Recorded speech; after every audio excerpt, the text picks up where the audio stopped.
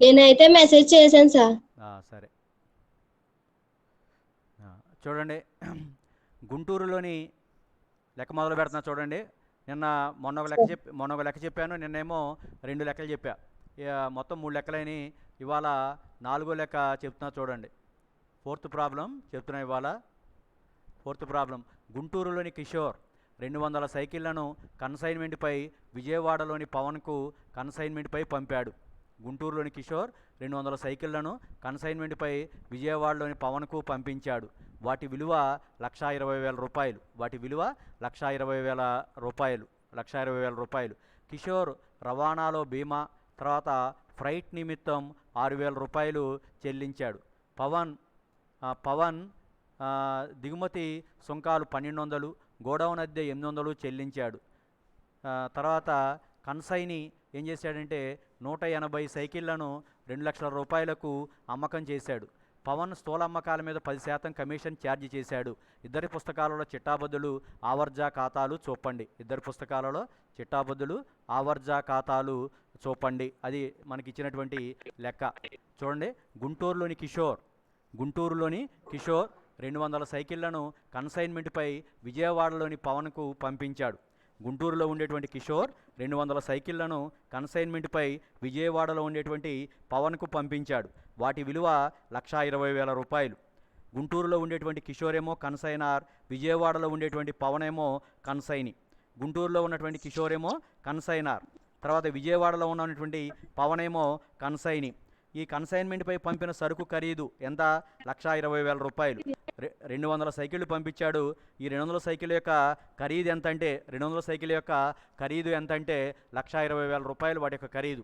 కిషోర్ రవాణాలో బీమా, ఫ్రైట్ నిమిత్తం 6,000 రూపాయలు చెల్లించాడు. అంటే ఇవి కిషోర్ అంటే ఎవరో కన్సైనార్, ఇవి కన్సైనార్ పెట్టిన ఖర్చులు 6,000 రూపాయలు. పవన్ దిగుమతి సుంకాలు 1,200, తర్వాత గోడౌన్ అద్దె 800 చెల్లించాడు. పవన్ అంటే కన్సైని. కన్సైని పెట్టిన ఖర్చులు దిగుమతి సుంకాలేమో 1,200, గోడౌన్ అద్దెమో 800. దిగుమతి సుంకాలేమో 1,200, గోడౌన్ అద్దెమో 800. మొత్తం 2,000 రూపాయలు కన్సైని ఖర్చులు చెల్లించాడు. కన్సైనార్ కిషోరే. హలో, ఏంటి జాహ్నవి? హలో, మాట్లాడకండి. కన్సైనార్ కిషోర్ ఏమో 6,000 రూపాయలు ఖర్చులు, రవాణాలో బీమా, ఫ్రైట్ నిమిత్తం 6,000 రూపాయలు చెల్లించాడు. అంటే అవి కన్సైనార్ పెట్టిన ఖర్చులు. పవన్ దిగుమతి సుంకాలు 1,200, గోడౌన్ అద్దె 800 చెల్లించాడు. అంటే పవన్ అంటేనేమో కన్సైని, ఇవేమో కన్సైని పెట్టిన ఖర్చులు 1,200 ప్లస్ 800. తర్వాత కన్సైని 180 సైకిళ్లను 2,00,000 రూపాయలకు అమ్మకం చేశాడు. కన్సైని 180 సైకిళ్లను 2,00,000 రూపాయలకు అమ్మకం చేశాడు. పవన్ స్థూల అమ్మకాల మీద 10% కమిషన్ ఛార్జ్ చేస్తాడు. కన్సైని అంటే పవన్ ఎన్ని సైకిళ్ళు అమ్మాడు? పవన్కి పంపిన సైకిళ్ళు ఏమో 200. ఎన్ని అమ్మాడంటే 180 మాత్రమే అమ్మాడు. 20 ఏమో అమ్మకం కాకుండా మిగిలిపోయినవి.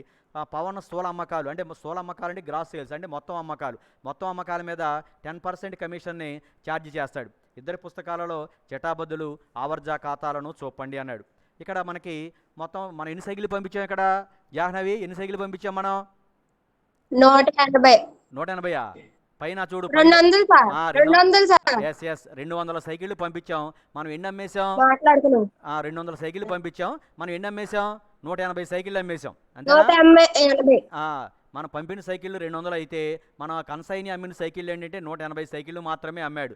అంటే కన్సైని వద్ద అమ్మకం కాకుండా ఇంకెన్ని సైకిళ్ళు ఉన్నాయంటే 20 సైకిళ్ళు ఉన్నాయి. ఆ 20 సైకిళ్ళ యొక్క విలువను కట్టాలి. దాన్ని ఏమనిపిస్తామంటే కన్సైన్మెంట్ సరుకు నిల్వ లేదా ముగింపు సరుకు అంటాం. కింద రాసిన చూడండి, కన్సైనార్ పుస్తకాలు అని హెడ్డింగ్ పెట్టి ఫస్ట్ కన్సైనార్ పుస్తకాలు అని హెడ్డింగ్ పెట్టి ఫస్ట్ మనం ఏం చేయాలంటే ముగింపు సరుకు ఎంతో లెక్కించాలి. కన్సైన్మెంట్ సరుకు నిల్వ. టెక్నికల్గా మనం దాన్ని ఏమనిపిస్తామంటే కన్సైన్మెంట్ సరుకు నిల్వ అంటాం. వాడుక భాషలో ఏమంటామంటే ముగింపు సరుకు అంటాం. టెక్నికల్గానేమో కన్సైన్మెంట్ సరుకు నిల్వ అంటాం. వాడుక భాషలో ఏమనిపిస్తామంటే ముగింపు సరుకు అని చెప్పడం జరుగుతుంది. ఇప్పుడు చూడండి, ఈ ముగింపు సరుకుని మనం మనకి కన్సైనార్ పంపినటువంటి సరుకు అంతా కూడా కన్సైని అమ్మకంగా చేయలేకపోయినట్లయితే కన్సైని వద్ద అమ్మకం కాకుండా మిగిలిపోయినటువంటి సరుకుని ఏమనిపిస్తామంటే కన్సైన్మెంట్ సరుకు నిల్వ లేదా ముగింపు సరుకు అని చెప్పడం జరుగుతుంది. కన్సైన్మెంట్ సరుకు నిల్వ లేదా ముగింపు సరుకు అని చెప్తాడు. ఎప్పుడు కూడా మన కన్సైనార్ పంపిన సరుకు అంతటినీ కూడా కన్సైనీ అమ్మేశాడా లేదా అని చెప్పి మనం పరిశీలించాలి. కన్సైనార్ ఏం చేశాడంటే 200 సైకిళ్ళను పంపించాడు. కన్సైనారు 200 సైకిళ్లను పంపించాడు. But consignee sold 180 cycles. The remaining 20 cycles are unsold stock or closing stock. ఇక్కడ మనం ముందు అది చూసుకుని దానికి విలువ కట్టాలి. కన్సైన్మెంట్ సరుకు నిల్వ ముందు విలువ కట్టుకోవాలి, తర్వాత లెక్కల మధ్యలో విలువ కట్టడం అనేది కుదరదు. వర్కింగ్ నోట్స్ అంతా ఫస్ట్ చేసేసుకుని ఆ తర్వాత మనం చిట్టాబద్దులు రాసుకోవడానికి ఈజీగా ఉంటుంది. మధ్యలో వర్కింగ్ నోట్స్ చిట్టాబద్దులు ఉండకూడదు. వర్కింగ్ నోట్స్ అంతా ముందు రాసేసుకోవాలి, ఆ తర్వాత చిట్టాబద్దులు రాసుకుంటే మనకి లెక్క చాలా ఈజీగా ఉంటుంది. చూడండి, ఇప్పుడు ఫస్ట్ కన్సైన్మెంట్ సరుకు నిల్వని విలువ కట్టుట లేదా ముగింపు సరుకుని విలువ కట్టుట. కన్సైన్మెంట్ సరుకు నిల్వని విలువ కట్టుట. కన్సైన్మెంట్ సరుకు నిల్వన్నా, ముగింపు సరుకు అన్నా, క్లోజింగ్ స్టాక్ అన్నా, stock on consignment, all these are one and the same. Consignment సరుకు నిల్వ లేదా ముగింపు సరుకు ఈ Telugu, consignment stock or closing stock English. కన్సైనీకి పంపిన సైకిళ్ళు 200 మైనస్ కన్సైనీ అమ్మిన సైకిళ్ళు 180, అమ్మకం కాని సైకిళ్ళు 20. ఈ 20 సైకిళ్ళని వినిపిస్తూ ఉంటే కన్సైన్మెంట్ సరుకు నిల్వ లేదా ముగింపు సరుకు అంటాం. కన్సైన్మెంట్ సరుకు నిల్వ లేదా ముగింపు సరుకు అని చెప్పి చెప్పడం జరుగుతుంది. ఈ కన్సైన్మెంట్ సరుకు నిల్వని మనం చూడండి ఇక్కడ ఇలా విలువ కట్టాలి. సూత్రం చెప్పాను, మీకు నోట్స్ చెప్పినప్పుడే చెప్పా. కన్సైన్మెంట్ సరుకు నిల్వ ఈజ్ ఈక్వల్ టు కన్సైన్మెంట్పై పంపిన సరుకు ప్లస్ కన్సైనార్ ప్రత్యక్ష ఖర్చులు ప్లస్ కన్సైనీ ప్రత్యక్ష ఖర్చులు ఇంటూ మిగిలిన సరుకు బై మొత్తం సరుకు. కన్సైన్మెంట్ సరుకు నిల్వ ఈజ్ ఈక్వల్ టు కన్సైన్మెంట్పై పంపిన సరుకు ప్లస్ కన్సైనార్ ప్రత్యక్ష ఖర్చులు ప్లస్ కన్సైనీ ప్రత్యక్ష ఖర్చులు ఇంటూ మిగిలిన సరుకు బై మొత్తం సరుకు. కన్సైన్మెంట్పై పంపిన సరుకు మనం ఎన్ని పంపించాం? కన్సైన్మెంట్ మీద 200 సైకిళ్ళు పంపించాం. వాటి యొక్క ఖరీదు ఎంత? 120 రూపాయలు. ఇదిగోండి, కన్సైన్మెంట్పై పంపిన సరుకు 120 రూపాయలు. కన్సైనార్ పెట్టిన ఖర్చులు సహజంగా మనకిచ్చిన లెక్కలో కన్సైనార్ పెట్టిన ఖర్చులన్నీ కూడా సహజంగా ప్రత్యక్ష ఖర్చులే ఉంటాయి. కన్సైనీ పెట్టేటువంటి ఖర్చులలో రెండు ఖర్చులు మాత్రమే పరోక్ష ఖర్చులు ఉంటాయి. అవేంటంటే కన్సైనీ నుంచి వచ్చినటువంటి చెక్కును కానీ డ్రాఫ్ట్ను కానీ బ్యాంకులో డిస్కౌంట్ చేసుకున్నప్పుడు ఆ బ్యాంకు వారికి చెల్లించేటువంటి కమిషన్ ఏదైతే ఉంటుందో అది ఒక పరోక్ష ఖర్చు. కన్సైనీ వద్ద పాడైపోయినటువంటి సరుకులని డెలివరీ తీసుకోవడానికి, కన్సైనీ వద్ద నుంచి ఆ సరుకుని వెనక్కి తెప్పించుకోవడానికి పెట్టినటువంటి ట్రాన్స్పోర్ట్ ఛార్జెస్ ఏవైతే ఉంటాయో అవి రెండు మాత్రమే కన్సైనార్ ఖర్చులలో పరోక్ష ఖర్చులు. అవి తప్ప మిగతావన్నీ కూడా ప్రత్యక్ష ఖర్చులే. మనకిచ్చే లెక్కలలో దాదాపు 99% కన్సైనార్ ఖర్చులన్నీ కూడా ప్రత్యక్ష ఖర్చులే అయి ఉంటాయి. కాబట్టి వాటిని యాజ్ ఇట్ ఈజ్గా మనం తీసేసుకోవచ్చు. కన్సైనార్ ఖర్చుల్ని మనం యాజ్ ఇట్ ఈజ్గా తీసేసుకోవచ్చు.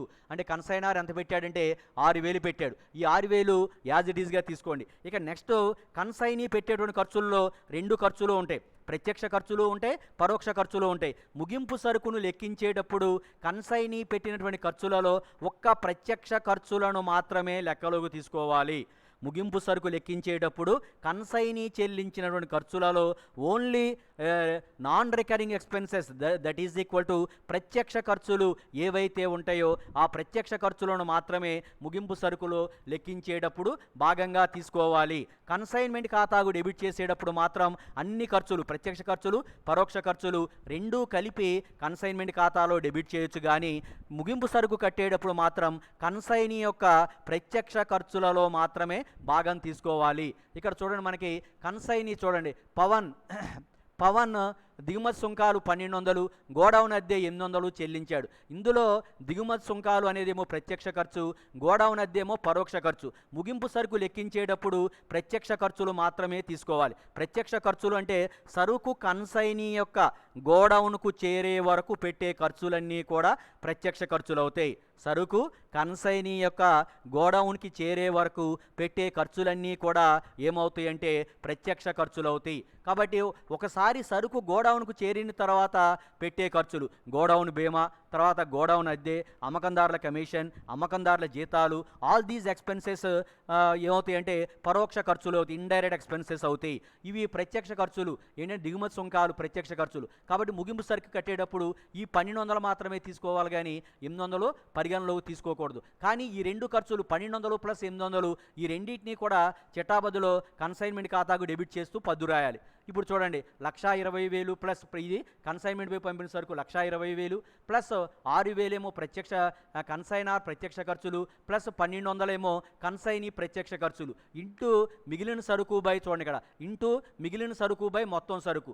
మనం మిగిలిన 200 సైకిళ్ళు పంపిస్తే 20 సైకిళ్ళు మాత్రమే మిగిలినవి, మొత్తం సైకిళ్ళు ఏమో 200, 20/200 వేయాలి. ఇప్పుడు 1,20,000 plus 6,000 1,26,000 plus 1,200 1,27,200 into 20/100 1,27,200 into 20/100 that is equal to 12,720 రూపాయలు. ముగింపు సరుకు యొక్క విలువ 12,720. ముగింపు సరుకు అన్నా కన్సైన్మెంట్ సరుకు నిల్వ అన్నా అమ్మకం కాకుండా కన్సైనీ వద్ద ఉన్న సరుకు అన్నా కూడా దీనిని ఈ విధంగా ఇదే ముగింపు సరికే కన్సైన్మెంట్ సరుకు నిల్వ, దానిని విలువ కట్టాలి. ఇట్లాగ మనం విలువ కట్టాం.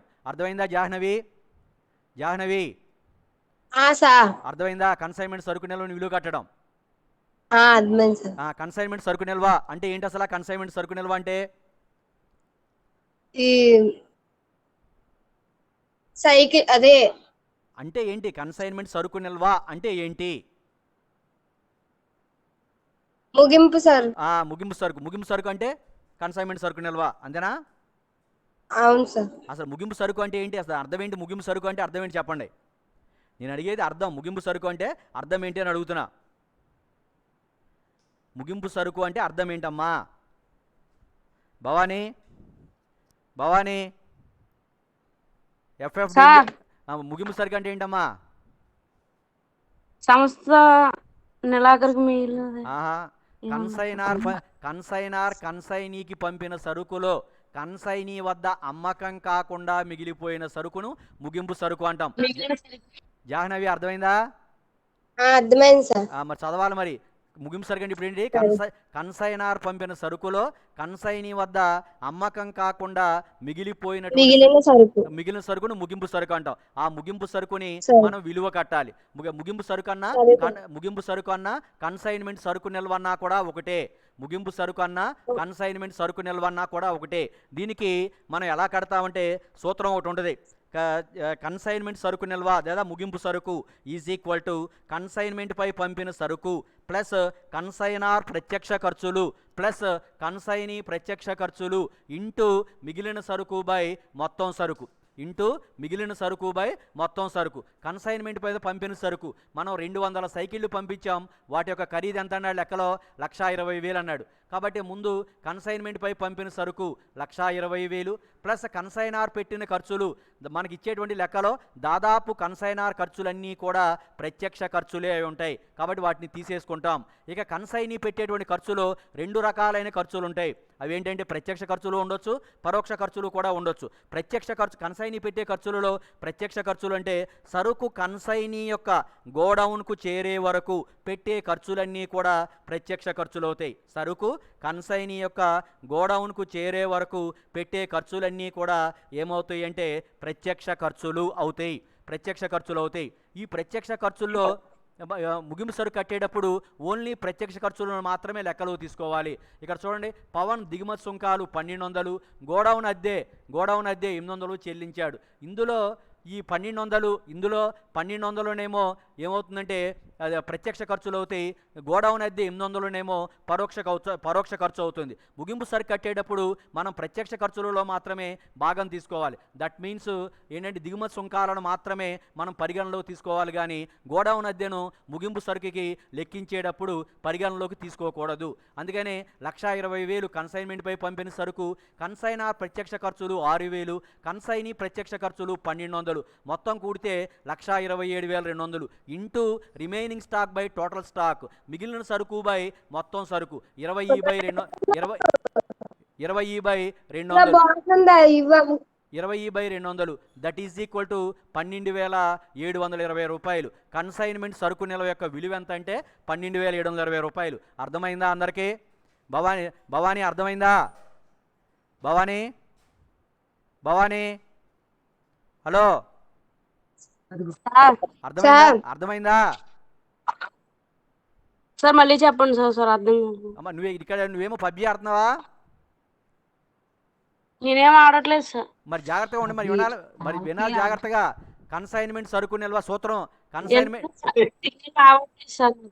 కన్సైన్మెంట్ సరుకు నిల్వ సూత్రం ఏంటి? కన్సైన్మెంట్ పై పంపిన సరుకు ప్లస్ కన్సైనార్ ప్రత్యక్ష ఖర్చులు ప్లస్ కన్సైనీ ప్రత్యక్ష ఖర్చులు ఇంటూ మిగిలిన సరుకు బై మొత్తం సరుకు. కన్సైన్మెంట్ పై 200 సైకిళ్ళు పంపించాడు. 200 సైకిల్ యొక్క ఖరీదు ఎంత అంటే 1,20,000 రూపాయలు. ఆ 1,20,000 రూపాయలు తీసుకోవాలి. ఇది ఇక్కడ 1,20,000 తీసుకున్నాం. ప్లస్ కన్సైనార్ ప్రత్యక్ష ఖర్చులు. కన్సైనార్ పెట్టే ఖర్చుల్లో ప్రత్యక్ష ఖర్చులు ఉంటాయి, పరోక్ష ఖర్చులు ఉంటాయి. కన్సైనీ పెట్టే ఖర్చులలో ప్రత్యక్ష ఖర్చులు ఉంటాయి, పరోక్ష ఖర్చులు ఉంటాయి. అవి ముగింపు సరుకుని విలువ కట్టేటప్పుడు నోట్స్లో చెప్పాను, మీరు జాగ్రత్తగా చదవమని చెప్పాను, మీరు ఏమి చదవాలా. కన్సైనీ పెట్టే ఖర్చులలో ఓన్లీ 2 ఖర్చులు మాత్రమే పరోక్ష ఖర్చులు ఉంటాయి, మిగతావన్నీ కూడా ప్రత్యక్ష ఖర్చులే. కన్సైనార్ పెట్టే ఖర్చులలో 2 ఖర్చులు మాత్రమే పరోక్ష ఖర్చులు ఉంటాయి, మిగతావన్నీ కూడా ప్రత్యక్ష ఖర్చులే. కాబట్టి అవి 2 సహజంగా చాలా తక్కువ సందర్భాలలో మాత్రమే లెక్కలో ఇస్తాడు. కాబట్టి కన్సైనార్ పెట్టే ఖర్చులన్నీ కూడా మనం ప్రత్యక్ష ఖర్చులుగానే తీసుకోవాలి.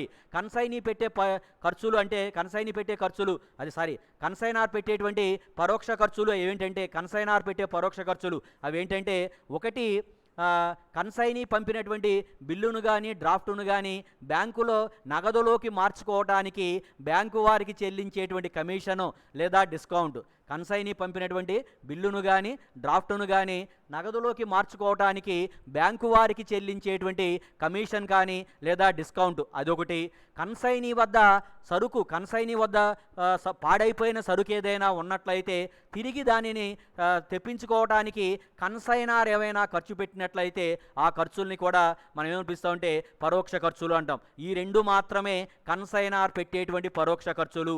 అవి కాకుండా మిగిలిన ఖర్చులన్నీ కూడా కన్సైనార్ చేత పెట్టబడేవి అన్నీ కూడా ప్రత్యక్ష ఖర్చులే అవుతాయి. ఇక్కడ లెక్కలో కన్సైనార్ ఖర్చులు 6,000 అని ఇచ్చాడు అంటే అవన్నీ కూడా ప్రత్యక్ష ఖర్చులు అనే అర్థం, అందుకని 6,000 తీసుకున్నాం. తర్వాత కన్సైనీ ఖర్చులు 2 ఉన్నాయి. కన్సైనీ పెట్టే ఖర్చులు 2 రకాలుగా ఉంటాయి, ప్రత్యక్ష ఖర్చులు, పరోక్ష ఖర్చులు. ప్రత్యక్ష ఖర్చులు కన్సైనీ పెట్టే ఖర్చులలో ప్రత్యక్ష ఖర్చులు అంటే ఏంటంటే సరుకు కన్సైనీ యొక్క గోడౌన్కు చేరే వరకు పెట్టే ఖర్చులు, అంటే ఆక్ట్రాయ్ కానీ తర్వాత బండి కిరాయి కానీ మోత కూలీ కానీ దిగుమతి సుంకాలు కానీ ఇట్లాంటివన్నీ కూడా సరుకు కన్సైనీ యొక్క గోడౌన్కు చేరే వరకు పెట్టే ఖర్చులన్నీ కూడా ఏమవుతాయి అంటే ప్రత్యక్ష ఖర్చులు అవుతాయి. సరుకు కన్సైనీ యొక్క గోడౌన్కు చేరిన తరువాత పెట్టే ఖర్చులు పరోక్ష ఖర్చులు అవుతాయి. ముగింపు సరుకు లెక్కించేటప్పుడు ప్రత్యక్ష ఖర్చులను మాత్రమే పరిగణనలోనికి తీసుకోవాలి. అంటే ఈ సూత్రంలో ప్రత్యక్ష ఖర్చులు మాత్రమే కూడాలి. కన్సైనీ గోడౌన్కి సరుకు చేరిన తర్వాత పెట్టే ఖర్చులు ఏమై ఉంటాయి అంటే పరోక్ష ఖర్చులై ఉంటాయి. పెట్టే ఖర్చులు ఏమై ఉంటాయంటే పరోక్ష ఖర్చులు అవి ఉంటాయి. ఆ పరోక్ష ఖర్చులు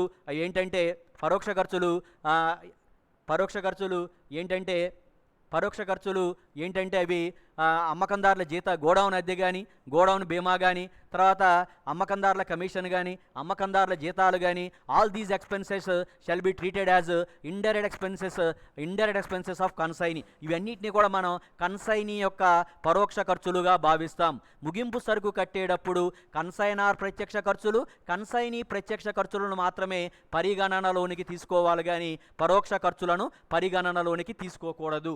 అందుకనే కన్సైన్మెంట్పై పంపిన సరుకు 1,20,000, కన్సైనార్ ప్రత్యక్ష ఖర్చులు 6,000, కన్సైనీ ప్రత్యక్ష ఖర్చులు దిగుమతి సుంకాలు ఉన్నాయి, గోడౌన్ అద్దె ఉంది. దిగుమతి సుంకాలు ప్రత్యక్ష ఖర్చు, గోడౌన్ అద్దె పరోక్ష ఖర్చు. కాబట్టి ప్రత్యక్ష ఖర్చును మాత్రమే తీసుకోవాలి. 1,200 ఇంటూ మిగిలిన సరుకు బై మొత్తం సరుకు 20/200.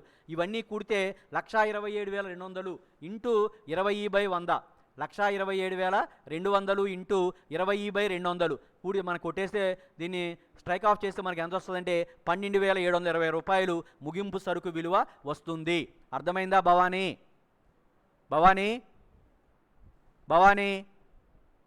హలో భవానీ ఏమ్మా నెట్ లాగట్లేదా? నీకేం తెలుసా? నెట్ రావట్లేదు, సిగ్నల్ లేదు, ఇదిగో తిరుగుతుంది. జాహ్నవి పలుకు అంట అక్కడ ఆన్ అవ్వద్దండి. జాహ్నవి సార్ అర్థమైందా? అర్థమైంది సార్. ఇది కన్సైన్మెంట్ సరుకు నిల్వ ముగింపు సరుకు కట్టడం. ఇక ఇందులో మనకి ఇంకా కట్టాల్సినవి ఏమీ లేవు. కాబట్టి మనం ఏం చేయొచ్చు అంటే కన్సైనార్ పుస్తకాలలో చిట్టాబద్దులను ఎడింగ్ పెట్టుకుంటాం. చూడండి 20/200 వేసారు, అది మిగిలిన దాంతో కట్టాలా సార్? అవును, ఇదేమో అక్కడ అమ్మకం అమ్మకం కాని సైకిల్ 20 కదా సార్, ఆ అదే 20తో భాగించాలి. 20 మిగిలిన సరుకు బై మొత్తం సరుకు 20 బై మనకి మొత్తం పంపిన సైకిల్ 200, 20/200తో మల్టిప్లై చేయాలి. మల్టిప్లై చేస్తే 12,720 రూపాయలు వస్తుంది. ముగింపు సరుకు విలువ 12,720. అర్థమైందా? సరే ఇప్పుడు సరే సార్. నెక్స్ట్ కన్సైనార్ పుస్తకాలలో చిట్టాబద్దులు. కన్సైనార్ పుస్తకాలలో చిట్టాబద్దులు మనం ఇప్పుడు చూడండి. చిట్టాబద్దులు రాసేప్పుడు ఫస్ట్ మనం దేనికి రాస్తాం? కన్సైనార్ పంపిన సరుకు 200 సైకిళ్ళు పంపించాడు. వాటి ఒక్కొక్క దాని ఖరీదు, ఆ 200 సైకిల్ యొక్క ఖరీదు ఎంత? 1,20,000. ఈ 1,20,000కి చిట్టాబద్దు రాయాలి. ఏమని రాస్తాం? కన్సైన్మెంట్పై సరుకు పంపినప్పుడు చిట్టాబద్దు ఏంటి? కన్సైనార్ పుస్తకాలలో కన్సైన్మెంట్పై సరుకు పంపితే చిట్టాబద్దు ఏంటి చెప్పాలి. చెప్పండి తొందరగా. కన్సైనార్ పుస్తకాలలో సరుకు పంపినప్పుడు చిట్టాబద్దు ఏంటి? జాహ్నవి కన్సైనర్ ఖాతా డేటా టు కన్సైన్మెంట్ పంపిన సరుకు ఖాతా. కన్సైన్మెంట్ ఖాతా డెటార్, కన్సైనర్ ఖాతా కాదు, కన్సైన్మెంట్ ఖాతా డెటార్ టు కన్సైన్మెంట్ పై పంపిన సరుకు ఖాతా. క్రాంతి. కన్సైన్మెంట్ ఖాతా డెటార్ టు కన్సైన్మెంట్ పై పంపిన సరుకు ఖాతా 1,20,000. చూడండి, కన్సైన్మెంట్ పై సరుకు పంపినప్పుడు చిట్టాబద్దు ఏంటంటే కన్సైన్మెంట్ ఖాతా డెటార్ టు కన్సైన్మెంట్ పై పంపిన సరుకు ఖాతా 1,20,000. కన్సైన్మెంట్ పై సరుకు పంపినందున కన్సైన్మెంట్ ఖాతా డెటార్ టు కన్సైన్మెంట్ పై పంపిన సరుకు ఖాతా 1,20,000. కన్సైన్మెంట్ పై సరుకు పంపినందున. తర్వాత నెక్స్ట్ రెండో చిట్టాబద్దు ఏంటంటే కన్సైనార్ ఖర్చులు చెల్లించాడు. కన్సైనార్ ఖర్చులు చెల్లిస్తే కన్సైన్మెంట్ ఖాతా డెటార్ కన్సైన్మెంట్ ఖాతా డెటార్ టు నగదు ఖాతా 6,000. కన్సైనార్ ఖర్చులు చెల్లించినందున. నెక్స్ట్ కన్సైనీ ఖర్చులు చెల్లించాడు. 1,200 రూపాయలేమో దిగుమతి సుంకాలు, 800 రూపాయలేమో గోడౌన్ అద్దె, మొత్తం 2,000 రూపాయలు చెల్లించాడు. ఈ 2,000 రూపాయలు కన్సైన్మెంట్ ఖాతాకి డెబిట్ చేయాలి. కన్సైన్మెంట్ ఖాతా అనేది నామమాత్రపు ఖాతా. వ్యయాలు నష్టాలు. కన్సైన్మెంట్ ఖాతా అనేదేమో నామమాత్రపు ఖాతా. వ్యయాలు నష్టాలు డెబిట్ చేయాలి. కన్సైన్మెంట్ ఖాతా అనేదేమో నామమాత్రపు ఖాతా. వ్యయాలు నష్టాలు డెబిట్ చేయాలి. అందుకనే కన్సైన్మెంట్ ఖాతా చూడండి. కన్సైన్మెంట్ ఖాతా డెటార్ టు పవన్ ఖాతా. కన్సైనీ ఖర్చులు చెల్లించినందున. ఈ ఖర్చులు ఏంటంటే దిగుమతి సుంకాలు 1,200, తర్వాత గోడౌన్ అద్దె 800. ఈ రెండూ కలిపి కన్సైన్మెంట్ ఖాతాలో డెబిట్ చేయాలి. కానీ ముగింపు సరుకుని లెక్కించేటప్పుడు ఒక్క ప్రత్యక్ష ఖర్చులను మాత్రమే పరిగణలోకి తీసుకుంటాం. కానీ కన్సైన్మెంట్ ఖాతాకు డెబిట్ చేసేటప్పుడు మాత్రం అన్ని ఖర్చులు, ప్రత్యక్ష ఖర్చులు, పరోక్ష ఖర్చులు ఏవైనా సరే కూడి మొత్తానికి ఒకే చిట్టాబద్దు రాయాలి. ఇక నెక్స్ట్ ఇంకోటి ఏంటంటే కన్సైనీ ఎన్ని సైకిళ్ళు అమ్మాడు? 180 సైకిళ్ళు అమ్మాడు. మనం పంపిన సైకిళ్ళు 200 అయితే 180 సైకిళ్ళు అమ్మాడు. ఎంతకు అమ్మాడు 180 సైకిళ్ళు? కన్సైనీ చూడండి, ఇదిగోండి, 180 సైకిళ్లను 2,00,000 రూపాయలకు విక్రయించాడు. దీనికి చిట్టాబద్దు కన్సైనీ సరుకు అమ్మినప్పుడు చిట్టాబద్దు ఏంటంటే కన్సైనీ ఖాతా డెటార్ అంటే పవన్ ఖాతా డెటార్ టు కన్సైన్మెంట్ ఖాతా. పవన్ ఖాతా డెటార్ టు కన్సైన్మెంట్ ఖాతా. కన్సైనీ 180 సైకిళ్ళు అమ్మినందున ఎంతకు అమ్మాడంటే 2,00,000 రూపాయలకి 180 సైకిళ్ళు 2,00,000 రూపాయలకి విక్రయించడం అనేది జరిగింది. 2,00,000 రూపాయలకి దీనిని విక్రయించడం అనేది జరిగింది. 2,00,000 రూపాయలకి విక్రయించాడు. ఆ తర్వాత ఈ 2,00,000 రూపాయల మీద కమిషన్ ఎంత ఇస్తున్నాడంట? 10% కమిషన్ ఇస్తున్నారు. కన్సైనీ సరుకు అమ్మినందుకు గాను ఎంత ఇస్తున్నారంటే కమిషను 10% కమిషన్ ఇవ్వడం జరుగుతుంది. 2,00,000 ఇంటూ 10/100 అంటే ఎంతమ్మా? 2,00,000 ఇంటూ 10/100 అంటే ఎంత? 20,000. 20,000. దీనికి చిట్టాబద్దు ఏంటంటే కన్సైనీ ఖర్చులకి మనం ఏ చిట్టాబద్దు అయితే రాసామో, ఇది కన్సైనీ ఖర్చులకి మనం ఏ చిట్టాబద్దు అయితే రాసామో అదే చిట్టాబద్దు, కమిషన్ కూడా అదే చిట్టాబద్దు. చూడండి, కన్సైన్మెంట్ ఖాతా డెటార్ టు పవన్ ఖాతా 20,000. కన్సైన్మెంట్ ఖాతా డెటార్ టు పవన్ ఖాతా 20,000. అమ్మకాలపై కన్సైనీకి 10% కమిషన్ చెల్లించినందున. అమ్మకాలపై కన్సైనీకి 10% కమిషన్ చెల్లించినందున. ఆ తర్వాత ఇంకా ఏమన్నాయి మనకి? కన్సైన్మెంట్ సరుకు నిల్వ ఒకటి ఉంది. కన్సైన్మెంట్ సరుకు నిల్వ అంటే ముగింపు సరుకు. మనకి ఎంత వచ్చింది? ముగింపు సరుకు 12,720 రూపాయలు ముగింపు సరుకు వచ్చింది. ఈ ముగింపు సరుకుకి చిట్టాబద్దు ఏంటంటే కన్సైన్మెంట్ సరుకు నిల్వ ఖాతా డెటార్ టు కన్సైన్మెంట్ ఖాతా. చూడండి, కన్సైన్మెంట్ సరుకు నిల్వ ఖాతా డెటార్ టు కన్సైన్మెంట్ ఖాతా.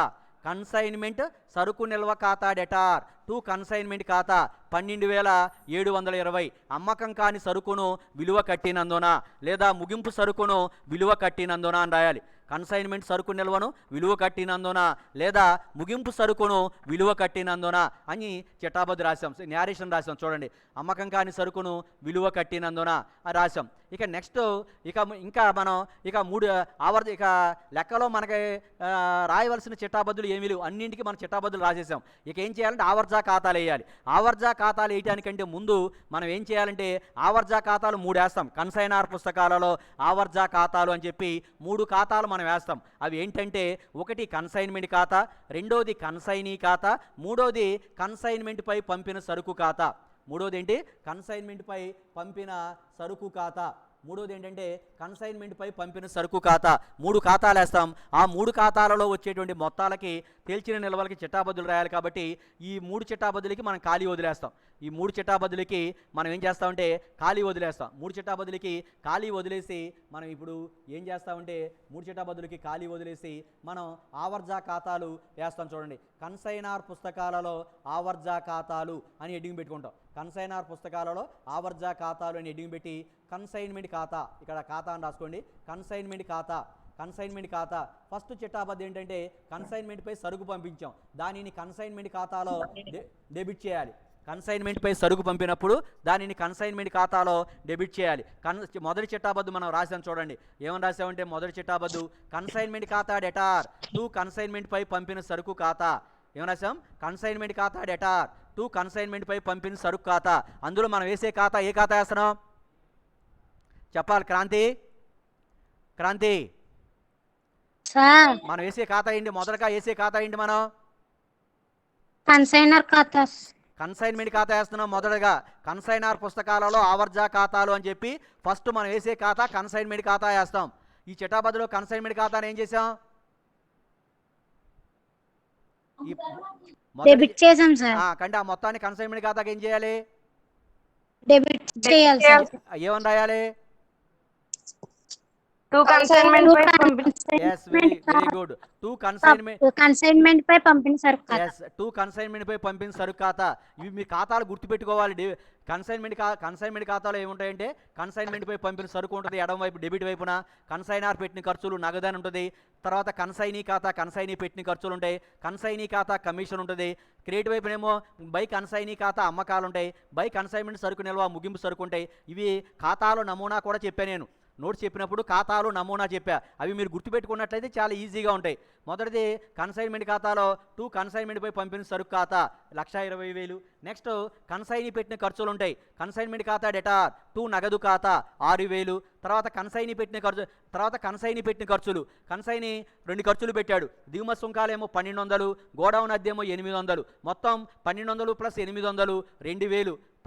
2,000 పవన్ కన్సైనీ పెట్టినటువంటి ఖర్చులు 2,000. Next Pawan commission. తర్వాత పవన్కి కమిషన్ ఇవ్వాలి. ఎంత కమిషన్ ఇస్తామంటే పవన్కి చూడండి, బై పవన్ అని రాసాం. అమ్మకాలు 2 లక్షలు రాసాం. ఈ 2 లక్షల మీద అమ్మకాలు క్రెడిట్ చేస్తాం. అమ్మకాల మీద కమిషన్ని డెబిట్ చేయాలి. ఎంతంటే 20,000. పవన్ ఖాతా, ఇది కన్సైన్మెంట్ ఖాతా డెటార్ టు పవన్ ఖాతా కమిషన్ చెల్లించినందున 20,000. నెక్స్ట్ కన్సైన్మెంట్ సరుకు నిల్వ ముగింపు సరుకు ఎప్పుడు కూడా కన్సైన్మెంట్ ఖాతాలో క్రెడిట్ చేస్తాం. ముగింపు సరుకు ఎప్పుడు కూడా కన్సైన్మెంట్ ఖాతాలో క్రెడిట్ చేయడం అనేది జరుగుతుంది. దీనికి చిట్టాబద్దు ఏంటంటే కన్సైన్మెంట్ సరుకు నిల్వ ఖాతా డెటార్. మనం ఇక్కడ రాసాను చూడండి, కన్సైన్మెంట్, ఇదిగో ఇక్కడ అండర్లైన్ చేస్తాను నేను, కన్సైన్మెంట్ సరుకు నిల్వ ఖాతా డెటార్ టు కన్సైన్మెంట్ ఖాతా. అంటే ఈ చిట్టాబద్దులో కన్సైన్మెంట్ ఖాతాని క్రెడిట్ చేసాం. అంటే మనం వేసేది కన్సైన్మెంట్ ఖాతా కాబట్టి చిట్టాబద్దులో కన్సైన్మెంట్ ఖాతాని క్రెడిట్ చేసాం. అందుకని ఆ మొత్తాన్ని కన్సైన్మెంట్ ఖాతాకి క్రెడిట్ చేస్తాం. ఏమని రాస్తామంటే బై కన్సైన్మెంట్ సరుకు నిల్వ ఖాతా అని రాస్తాం. బై కన్సైన్మెంట్ సరుకు నిల్వ ఖాతా 12,720 రాసాం. ఇప్పుడు ఈ 2 కూడాలి. 2,12,720 2,12,720 రాసాం. 2,12,720 రాసాం. దీనిని టోటల్ చేసాం 2,12,720. దీన్ని డెబిట్ వైపు తీసుకొచ్చాం 2,12,720. నిల్వ తేలిస్తే మనకి ఎంత వచ్చింది? నిల్వ తేల్చడం అంటే ఈ 2,12,720 నుంచి 1,20,000, 6,000, 2,000, 20,000 తీసేస్తే 64,720 వచ్చింది. ఇది తేల్చిన నిల్వ. దీన్ని ఏం రాస్తామంటే 2 దేనికి మళ్ళీ ఇస్తామంటే డెబిట్ వైపున వస్తే లాభం, 2 లాభ నష్టాల ఖాతా లాభము అని రాస్తాం.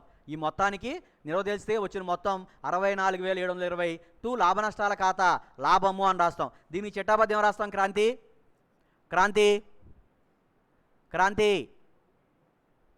హలో, దీనికి చిట్టాబద్ధం ఏం రాస్తాం? ఈ 64,720కి చిట్టాబద్ధం ఏం రాస్తాం?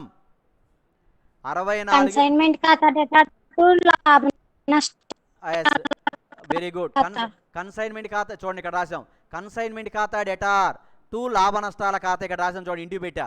కన్సైన్మెంట్ ఖాతా డెటార్ టు లాభ నష్టాల ఖాతా 64,720 కన్సైన్మెంట్ పై లాభాన్ని లాభ నష్టాల ఖాతాకు మళ్లించినందున ఇది కన్సైన్మెంట్ ఖాతా అయిపోయింది. ఇక నెక్స్ట్ కన్సైనీ పవన్ ఖాతా. కన్సైనీ అంటే పేరు, పవన్ కాబట్టి పవన్ ఖాతా. ఇక్కడ మనం చూడండి కన్సైన్మెంట్ ఖాతాలో 2 పవన్, ఇక్కడ 2 పవన్ అని రాసాం. అదేవిధంగా క్రెడిట్ వైపున బై పవన్ అని రాసాం. పవన్ ఖాతాలో క్రెడిట్ వైపున బై పవన్ అని రాసామంటే పవన్ ఖాతాలో ఏమని రాయాలంటే 2 కన్సైన్మెంట్ ఖాతా.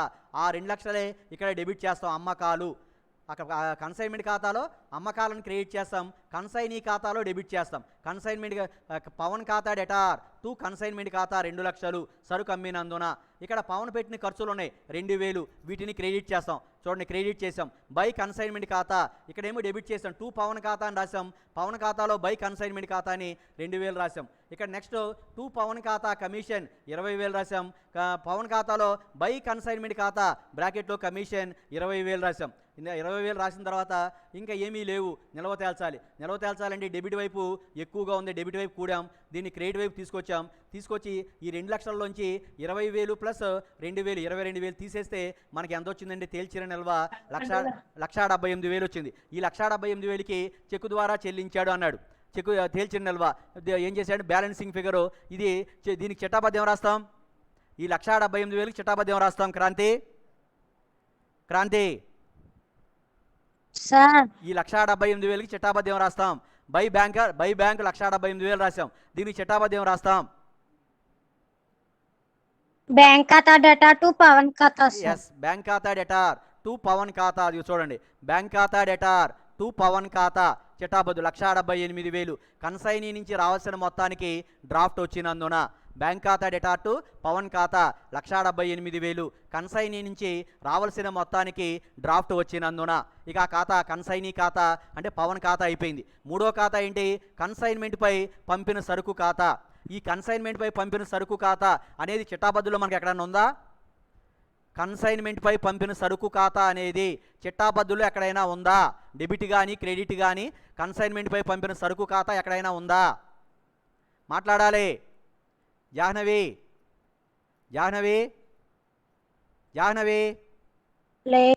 లేదా? ఎక్కడుంది? ఫస్ట్ లో ఉంది సార్. Very good. మొదటి చిట్టాబద్దు కన్సైన్మెంట్ ఖాతా డెటార్ టు కన్సైన్మెంట్ పై పంపిన సరుకు ఖాతా. ఇది చూడండి, కన్సైన్మెంట్ ఖాతా డెటార్ టు కన్సైన్మెంట్ పై పంపిన సరుకు ఖాతా ఎంత? కన్సైన్మెంట్. ఈ చిట్టాబద్దులో కన్సైన్మెంట్ పై పంపిన సరుకు ఖాతాని ఏం చేసాం? ఈ చిట్టాబద్దులో కన్సైన్మెంట్ పై పంపిన సరుకు ఖాతాని ఏం చేసాం? క్రెడిట్ చేసాం సార్. అంటే ఆ మొత్తాన్ని ఆ ఖాతాకి ఏం చేయాలి? క్రెడిట్ చేయాలి సార్. క్రెడిట్ చేయాలి. ఏమని రాయాలి? బై కన్సైన్మెంట్ ఖాతా. ఎస్, బై కన్సైన్మెంట్ ఖాతా అని రాయాలి. చూడండి, ఇది ఇక్కడ బై కన్సైన్మెంట్ ఖాతా 1,20,000 రాసాం. ఇంకా ఏమైనా ఉన్నాయా? కన్సైన్మెంట్ పై పంపిన సరుకు ఖాతా ఇంకా ఏమీ లేవు. అంటే ఏం చేయాలి? ఇప్పుడు ఏం చేయాలి? దీన్ని ఈ ఖాతాని ఏం చేయాలి? ఏమీ లేకపోతే ఖాతాని ఏం చేయాలి? నిల్వ తేల్చాలి తల్లి. నిల్వ తేల్చాలంటే ఏం చేయాలి? ఏ వైపు ఎక్కువ ఉంటే ఆ వైపు కూడాలి. మనకి క్రెడిట్ వైపు ఎక్కువ ఉంది, క్రెడిట్ వైపు కూడతాం. దీన్ని క్రెడిట్ వైపు ఎక్కువ ఉంది, క్రెడిట్ వైపు కూడాం. క్రెడిట్ వైపు కూడి దాన్ని డెబిట్ వైపు తీసుకొచ్చి పైన ఏమీ లేవు ఇక్కడ. అందుకని మనం దీన్ని నిల్వ తేల్చి ఆ మొత్తాన్ని దేనికి మళ్ళించామంటే 2 వర్తకపు ఖాతా అని రాసాం. 2 వర్తకపు ఖాతా. దీనికి ఇప్పుడు చిట్టాబద్దు చెప్పండి. 1,20,000కి ఈ 1,20,000కి చిట్టాబద్దు ఏంటి? కదా? తప్పు జాగ్రత్తగా చూడండి. రివర్స్ చెప్పావు చూడు. కన్సైన్మెంట్ ఖాతా డేటా టు వర్తకపు ఖాతా. కన్సైన్మెంట్ ఖాతా కాదు, కన్సైన్మెంట్ పై పంపిన సరుకు ఖాతా. కన్సైన్మెంట్ ఖాతా వేరు, కన్సైన్మెంట్ పై పంపిన సరుకు ఖాతా వేరు. ఇది కన్సైన్మెంట్ పై పంపిన సరుకు ఖాతా కాబట్టి కన్సైన్మెంట్ పై పంపిన సరుకు ఖాతా డెటార్ కన్సైన్మెంట్పై పంపిన సరుకు ఖాతా డెటార్ టు వర్తకపు ఖాతా. కన్సైన్మెంట్పై పంపిన సరుకు ఖాతా డెటార్ టు వర్తకపు ఖాతా 1,20,000 అని మనం చివరి చిట్టాబద్ది రాసాం చూడండి. ఇదిగోండి, కన్సైన్మెంట్పై పంపిన సరుకు ఖాతా డెటార్ టు వర్తకపు ఖాతా 1,20,000. కన్సైన్మెంట్పై పంపిన సరుకును వర్తకపు ఖాతాకు మళ్లించినందున, కన్సైన్మెంట్పై పంపిన సరుకును వర్తకపు ఖాతాకు మళ్లించినందున. ఇవి కన్సైనార్ పుస్తకాలలో చిట్టాబద్దులు, తర్వాత ఆవర్జా ఖాతాలు. అర్థమైందా? అర్థమైంది సార్. నెక్స్ట్ కన్సైనీ పుస్తకాల్లో చిట్టాబద్దులు వద్దాం. కన్సైనీ పుస్తకాలలో చిట్టాబద్దులకు వచ్చినప్పుడు కన్సైనార్ సరుకు పంపించినప్పుడు కన్సైనార్ పంపిన సరుకుకి కన్సైనీ పుస్తకాలలో పద్దుండదు. కన్సైనార్ సరుకు పంపిస్తే ఆ పంపిన సరుకుకి కన్సైనీ పుస్తకాలలో చిట్టాబద్దు ఉండదు. కన్సైనార్ పెట్టిన ఖర్చులకి కూడా కన్సైనీ పుస్తకాల్లో పద్దుండదు. సరుకు పంపినప్పుడు కన్సైనార్ ఖర్చులు పెట్టినప్పుడు ఆ రెండింటికి కూడా కన్సైనీ పుస్తకాల్లో మనం చిట్టాబద్దు రాయాల్సినటువంటి అవసరం లేదు. మనం ఇంకా వేటికి రాస్తామంటే కన్సైనీ సరుకు అమ్మినప్పుడు చిట్టాబద్దు రాస్తాం. కన్సైనీ సరుకు అమ్మితే చిట్టాబద్దు ఏంటంటే నగదు ఖాతా డెటార్ టు కన్సైనార్ ఖాతా చిట్టాబద్దు. కన్సైనార్ పేరు ఏంటంటే కిషోర్. నగదు ఖాతా డెటార్ టు కిషోర్ ఖాతా. కన్సైనీ సరుకు అమ్మినందున 2 లక్షలు. కన్సైనీ సరుకు అమ్మినందున. తర్వాత కన్సైనీ చెల్లించిన ఖర్చులు, 2 ఖర్చులు చెల్లించాడు. దిగుమతి సుంకాలేమో 1,200, గోడౌన్ అద్దేమో 800. ఆ మొత్తం 2,000 చెల్లించాడు. వాడికి చిట్టాబద్దు ఏంటంటే కన్సైనార్ ఖాతా డెటార్ టు నగదు ఖాతా. కన్సైనార్ మీన్స్ కిషోర్ ఖాతా డెటార్ టు నగదు ఖాతా 2,000. కన్సైనీ ఖర్చులు చెల్లించినందున. నెక్స్ట్ కమిషన్ కట్టాం 20,000. కన్సైనార్ ఖాతా డెటార్ టు కమిషన్ ఖాతా. కన్సైనార్ ఖాతా డెటార్ టు ప్రాబ్లం అంట. ఏంటమ్మా? భవానీకి నెట్ ప్రాబ్లం అంట. సరే, నేనేం చేయను. ఇంకా కిషోర్ ఖాతా డెటార్ టు కమిషన్ ఖాతా. కన్సైనార్ ఖాతా డెటార్ టు కమిషన్ ఖాతా 20,000. కన్సైనీ అమ్మకాల మీద కమిషన్ ఛార్జ్ చేసినందున. కన్సైనీ అమ్మకాల మీద కమిషన్ ఛార్జ్ చేసినందున. అక్కడ ముగింపు సరుకుకి మనం లెక్కించాం. ఆ ముగింపు సరుకు కూడా ఇక్కడ చిట్టాబద్దు రాయవసరం లేదు. ముగింపు సరుకు కూడా మనం ఇక్కడ చిట్టాబద్దు రాయాల్సినటువంటి పని లేదు. ఇక ఒక చిట్టాబద్దుకి ఖాళీ వదిలేస్తాం. ఈ 3 చిట్టాబద్దులే. కన్సైనీ సరుకు అమ్మినప్పుడు, కన్సైనీ ఖర్చులు పెట్టినప్పుడు, కన్సైనీ కమిషన్ తీసుకుంటే ఈ 3టికి మనం చిట్టాబద్దులు రాసాం. రాసిన తర్వాత ఒక చిట్టాబద్దుకి ఖాళీ వదిలేసి కన్సైనీ పుస్తకాలలో ఆవర్జా ఖాతాలు అని ఎడింగ్ పెట్టుకోవాలి. కన్సైనీ పుస్తకాలలో ఆవర్జా ఖాతాలు అని ఎడింగ్ పెట్టుకుని ఎవరి ఖాతా వేయాలంటే కిషోర్ అంటే ఎవడు? బ్రాకెట్లో రాసే చూడండి, కన్సైనార్ ఖాతా వేయాలి. ఇందులో మనకి మొదటి చిట్టాబద్దు చూడండి, నగదు ఖాతా డెటార్ టు కిషోర్ ఖాతా అని రాసాం. ఈ చిట్టాబద్దులో కిషోర్ ఖాతాని ఏం చేసాం? మొదటి చిట్టాబద్దులో కిషోర్ ఖాతాని ఏం చేసాం? క్రాంతి డెబిట్ చేసాం సార్. అంటే ఆ మొత్తాన్ని అతని ఖాతా కిషోర్ ఖాతాని డెబిట్ చేసామా? మొదటి చిట్టాబద్దులో మొత్తాన్ని డెబిట్ చేయాలి. నగదు ఖాతా డెటార్ టు కిషోర్ ఖాతా అని రాసాం. ఈ చిట్టాబద్దులో కిషోర్ ఖాతాని ఏం చేసాం? డెబిట్ చేసామా? క్రెడిట్ చేసాం సార్. అంటే ఆ మొత్తాన్ని అతని ఖాతాకి ఏం చేయాలి? క్రెడిట్ చేయాలి సార్. కిషోర్ ఖాతాలో చూడండి, బై నగదు ఖాతా 2 లక్షలు క్రెడిట్ చేసామా? ఖాతాలో చూడండి, బై నగదు ఖాతా 2 లక్షలు క్రెడిట్ చేసామా లేదా? చేసాం సార్. తర్వాత రెండో చిట్టాబద్దు చూడండి, కిషోర్ ఖాతా డెటార్ టు నగదు ఖాతా. ఈ చిట్టాబద్దులో కిషోర్ ఖాతాని ఏం చేసాం? ఈ చిట్టాబద్దులో కిషోర్ ఖాతా అంటే ఆ మొత్తాన్ని ఆ ఖాతాకి ఏం చేయాలి? డెబిట్ చేయాలి సార్. చూడండి, టు నగదు ఖాతా అతని ఖాతా 2,000 రూపాయలు డెబిట్ చేసాం. నెక్స్ట్ మూడో చిట్టాబద్దు కిషోర్ ఖాతా డెటార్ టు కమిషన్ ఖాతా. చిట్టాబద్దులో కిషోర్ ఖాతాని ఏం చేసాం? డెబిట్ చేసాం సార్. అంటే ఆ మొత్తాన్ని అతని ఖాతాకి ఏం చేయాలి? డెబిట్ చేయాలి సార్. ఏమని రాయాలి? కిషోర్ ఖాతాలో ఏమని రాయాలి? టు కమిషన్ ఖాతా అని రాయాలి. ఎస్, టు కమిషన్ ఖాతా రాసాం. ఈ మూడు చిట్టాబద్దులు మన దగ్గర ఉన్నాయి. ఈ 3 రాసాం.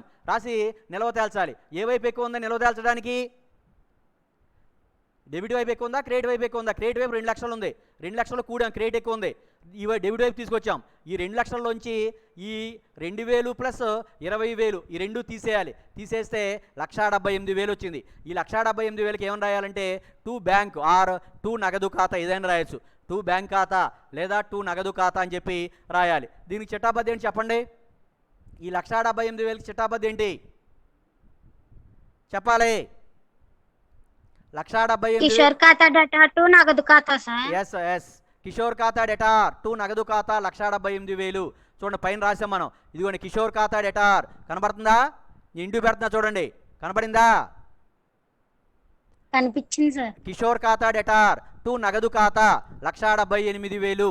కన్సైని కిషోర్ తాను చెల్లించవలసిన మొత్తాన్ని కిషోర్కు తాను చెల్లించవలసిన మొత్తాన్ని కన్సైని చెల్లించినందున లేదా కన్సైనర్ ఖాతాని పరిష్కరించినందున దాంతో చిట్టాబద్దులు అనేవి అయిపోయినాయి. ఇలా ఉంటాయి మనకి ఎగ్జామ్స్లో వచ్చే లెక్కలు ఇలా ఉంటాయి. ముగింపు సరుకు ఉంటుంది, ఆ ముగింపు సరుకుని లెక్క కట్టిన తర్వాత ఇంకా కొంచెం పెద్ద పెద్ద లెక్కలు ఉంటాయి. ఇంకా లోపలికి వెళ్ళే కొన్ని పెద్ద పెద్ద లెక్కలు ఉంటాయి. మీకు నోట్స్ అంతా వర్కింగ్ నోట్స్ అంతా బాగా రావాలి. ముగింపు సరుకు కట్టేటువంటి విధానం కానీ, ఆ తర్వాత ముగింపు సరుకులో ప్రత్యక్ష ఖర్చులు ఏంటి, పరోక్ష ఖర్చులు ఏంటి, కన్సైనర్ ప్రత్యక్ష ఖర్చులు ఏంటి, పరోక్ష ఖర్చులు ఏంటి, కన్సైని ప్రత్యక్ష ఖర్చులు ఏంటి, పరోక్ష ఖర్చులు ఏంటి, ఇవన్నీ కూడా మీరు బాగా చదువుకున్నట్లయితే, బాగా మీరు అవగాహన చేసుకున్నట్లయితే అప్పుడు కానీ మీరు లెక్క చేయడం అనేది సాధ్యం కాదు. కాబట్టి నోట్స్ బాగా చదవాలి. అందుకని నేను 4-5 రోజులు నోట్స్ ఎక్స్ప్లెయిన్ చేశా. అయినా సరే మీరు ఇంకా డౌట్లు ఉంటాయి, చిట్టాబద్దులు సరిగ్గా రావట్లేదు, అట్లా ఉంటే మీరు లెక్కలు చేయడం అనేది చాలా చాలా కష్టం అవుతుందమ్మా. మీరు బాగా చదవాలి, నోట్స్ బాగా చదవాలి. ఈ చెప్పినటువంటి లెక్కలు ఇంటి దగ్గర బాగా ప్రాక్టీస్ చేయాలి. ఖాళీ ఉన్న సమయంలో ప్రతి లెక్క చేయండి. డౌట్ వస్తే నాకు కాల్ చేయండి, ఎందుకంటే నాకు 3 తర్వాత నేను ఖాళీగానే ఉంటా. 3 ముందైతే 3 వరకు నా క్లాసులు ఉన్నాయి, కానీ 3 తర్వాత నేను ఖాళీగానే ఉంటా. మీ డౌట్లు వస్తే నేను దాని డౌట్ క్లారిఫై చేస్తా వెంటనే. కాబట్టి మీరు కాల్ చేయడానికి ప్రయత్నం చేయండి. లెక్కలు చేస్తేనే వస్తాయి. ఇది మొదటి ఈ లెక్క ఇవాళ ఫస్ట్ లెక్క అయిపోయింది. అర్థమైందా ఈ లెక్క అంతా కూడా? క్రాంతి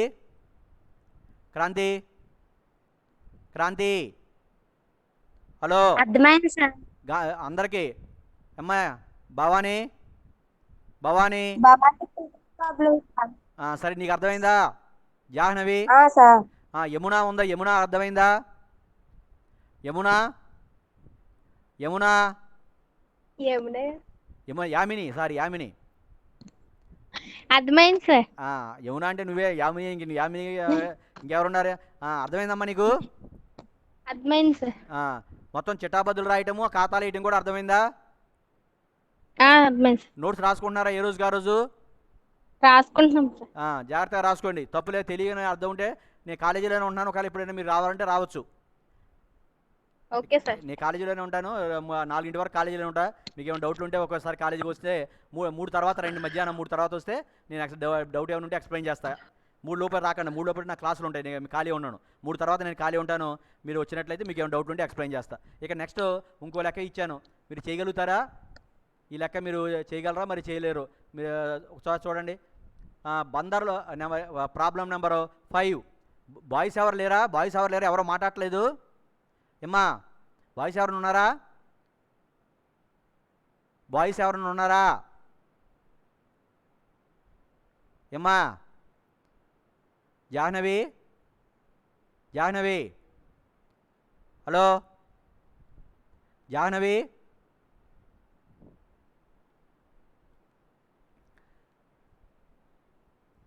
మహేష్, బాయ్స్ ఎవరైనా ఉన్నారమ్మా?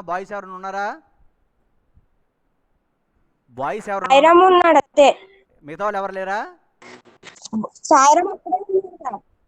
సరే. సాయిరాము, అరే సాయిరామ్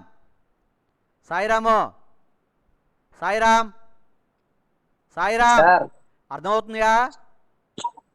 అర్థమవుతుంది సార్. రవీంద్ర గడి ఏమయ్యాడు? ఎవరు సార్? రవీంద్ర గడి అండి. ఆడు పనికి వెళ్ళాడు సార్, ఫోన్ చేయండి సార్, ఎత్తలేదు సార్. పనికి వెళ్ళిపోతే అలా కుదురుతురా? లెక్కలు ఎవరు చేస్తా నేర్చుకుంటాడు పనికి వెళ్ళిపోతే? కూడా చేయండి సార్, ఎత్తలేదు. అఖిల్ గాడు సరే చూడండి, 5 లెక్క చెప్తున్నా చూడండి. సార్ ఆడే ఎత్తులేదు మరి. సరే.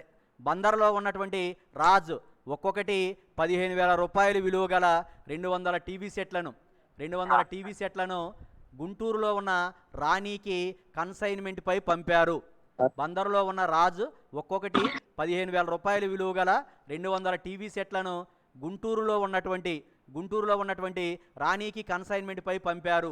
బందర్లో ఉన్న రాజు ఏమో కన్సైనర్, గుంటూరులో ఉన్నటువంటి రాణి ఏమో కన్సైని. మొత్తం ఒక్కొక్కటి 15,000 రూపాయలు విలువ గల 200 టీవీ సెట్లను పంపించారు. 15,000 ఇంటూ 2 15 30 అంటే 30 లక్షలు. మొత్తం ఎంత అవుతుందంటే 30 లక్షల రూపాయలు. కన్సైన్మెంట్పై పంపిన సరుకు 30 లక్షల రూపాయలు. 200 టీవీ సెట్లు పంపించారు. ఒక్కొక్క టీవీ సెట్ ఖరీదు 15,000 రూపాయలు. మొత్తం 30 లక్షల రూపాయలు విలువ గల సరుకుని కన్సైన్మెంట్పై పంపించారు. రాజు క్రింది ఖర్చులు చెల్లించాడు. ఫ్రైట్ 2,000, ఆ తర్వాత లోడింగ్ అండ్ అన్లోడింగ్ ఛార్జీలు 2,000 మరియు బీమా 5,000 చెల్లించాడు. అంటే ఈ మొత్తం రాజు అంటే కన్సైనార్ పెట్టినటువంటి ఖర్చులు. రాజు అంటే కన్సైనార్, అతడు పెట్టాడు ఫ్రైట్ 2,000, లోడింగ్ అండ్ అన్లోడింగ్ 2,000, బీమా 5,000, మొత్తం 9,000 రూపాయలు ఖర్చులని కన్సైనార్ పెట్టిన ఖర్చులు ఎంతంటే 9,000. ఇవన్నీ కూడా ప్రత్యక్ష ఖర్చులే. ముగింపు సరుకు ఏమైనా ఉన్నట్లయితే అది లెక్కించేటప్పుడు ఇదంతా కూడా మనం తీసుకోవాలి. మొత్తం 9,000 తీసుకోవాలి. నెక్స్ట్ ఇక రెండో పేరాలో రాణి 185 టీవీ సెట్లను 30 లక్షల రూపాయలకు విక్రయించింది. తర్వాత రాణి చెల్లించిన షాప్ అద్దె 10,000. ఇది పరోక్ష ఖర్చు. షాప్ అద్దె అనేది పరోక్ష ఖర్చు. ముగింపు సరుకు కట్టేటప్పుడు లెక్కలోకి తీసుకోవాల్సినటువంటి అవసరం లేదు. అవసరం అనేది లేదు. కన్సైనీ షరతుల ప్రకారం ఈ అద్దెను కన్సైనారే భరిస్తాడు. అది చెప్పినా చెప్పకపోయినా కన్సైనీ పెట్టేటువంటి ప్రతి ఖర్చు కూడా కన్సైనారే భరించడం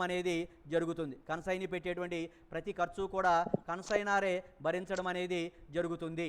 కాబట్టి కన్సైనీ అమ్మిన ప్రతి టీవీ సెట్పై 200 రూపాయలు కమిషన్ చెల్లిస్తాడు. 200 రూపాయలు ఒక్కొక్క టీవీ సెట్కి 200 రూపాయలు కమిషన్ చెల్లిస్తారు. మిగిలిన మొత్తాన్ని రాణి కన్సైనార్కు చెక్కు ద్వారా చెల్లించింది.